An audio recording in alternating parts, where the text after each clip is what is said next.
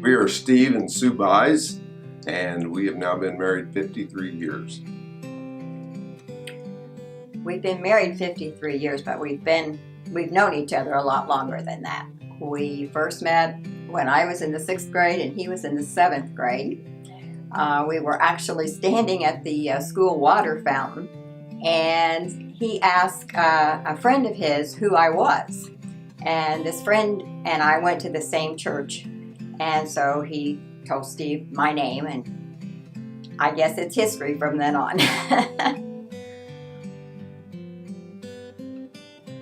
Give your spouse space. You can't make your spouse into you. And she likes things and I like things, and give your spouse space, time to do those things that they like to do in addition to the things that you do together. So that would be my advice.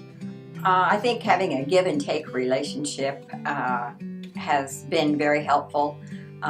Sharing our happenings with one another, not keeping secrets. That can get you in trouble. I think showing a united front once the children start coming along, I think that's very important, not to contradict one another with discipline and that type of thing in front of the children. And just doing things together. You can do your own things, but you can't do everything separately. You've got to have togetherness there. At one point, Steve was sick, and he went through quite a period of time when he was in the hospital, and he was in bed at home for a while. And I was about 8 months pregnant. And so a lot of things at that time fell on my shoulder, but I think I grew closer to God at that time, and realized that I could not have gone through that without his help. One of the habits that we've developed over the years was church attendance. Out of 52 weeks of the year, we're probably here 49 weeks. And so I would encourage everybody to just practice church attendance.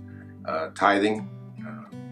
My wife had a harder time with that than I did. I started tithing when I was about 10. And when we got married, she had a little trouble with that, but she finally came on board. And God has your back. You cannot give God. And we are school teachers, so we're not rich. But God has met our needs and many of our wants, because He does have your back, and there's so many things that He supplied when we didn't have the resources to supply them. He supplied them for us.